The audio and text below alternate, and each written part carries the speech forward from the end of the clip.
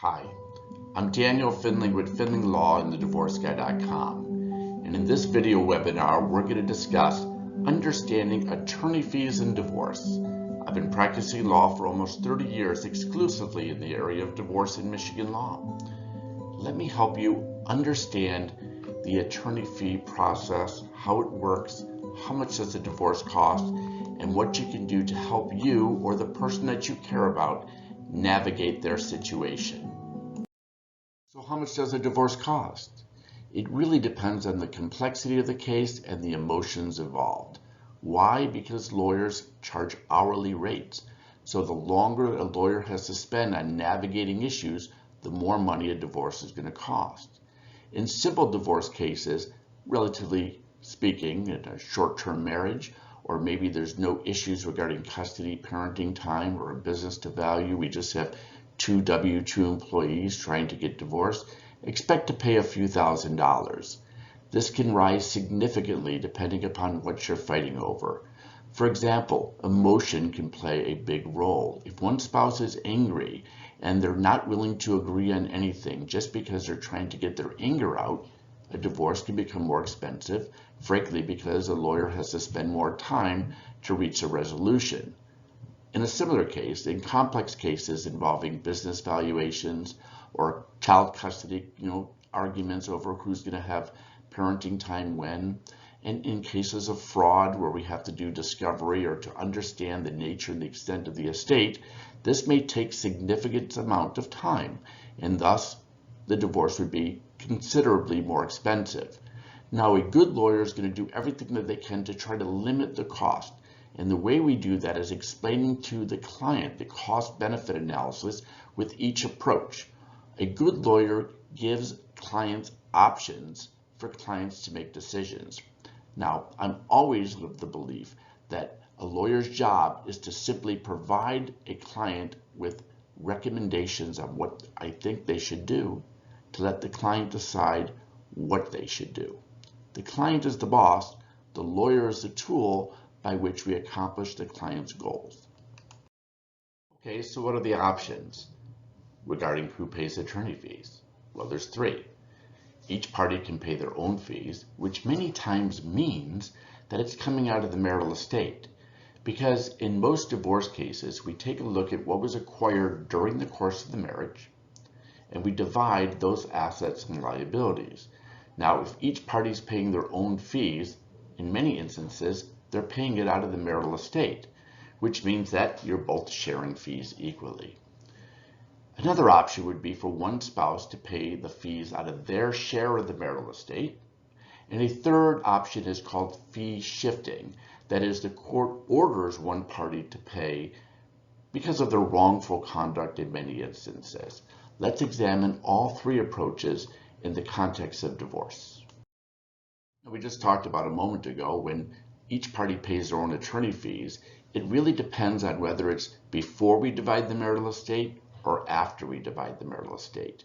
If each party is awarded their own attorney fees or pays their own attorney fees from the marital estate before division, well, then both parties are sharing in the attorney fees of the other party. However, there's another alternative. If we divide the marital estate first and then each party pays his or her attorney fees from their share of the marital estate, it protects the spouse if one party spent significantly more money on his or her attorney fees than the other, because it's coming from their share after the division, not from a share before the division. It's an important distinction to understand. The second option is obvious, where one party is going to pay the attorney fees for both spouses. However, it's also important to understand the point I just made a moment ago. That is, if the spouse is ordered to pay attorney fees from the marital estate for both parties, you're really paying your own attorney fees. Why? Because you would have been entitled to that money after the division of the marital estate. Let's say that there's $100 in the marital estate. If we're paying attorney fees off the top and then dividing it, well, then you're paying your own. Whereas if we divide the marital estate and then the other spouse is obligated to pay all the attorney fees for his or her share of the marital estate, That's truly when one spouse is paying for all the attorney fees of the other, because they're taking it out of their share, not the joint share.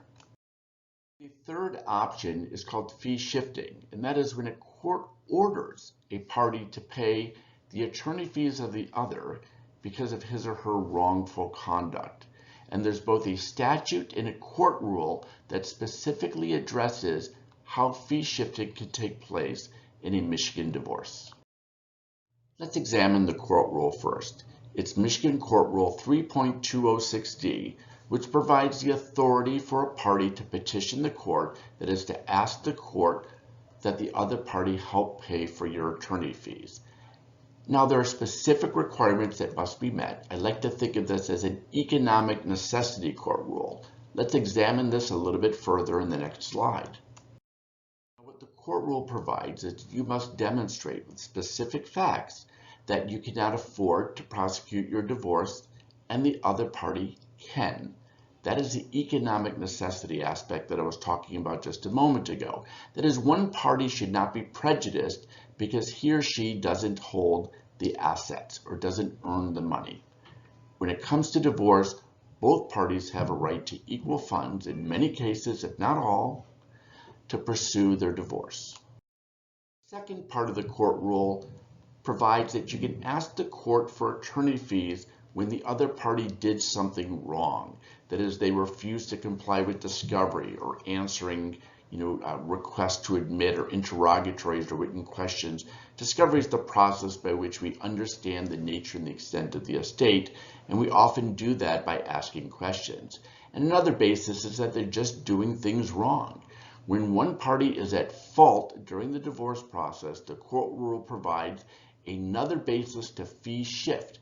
That is to ask your spouse, or to order your spouse in this instance, to pay your attorney fees.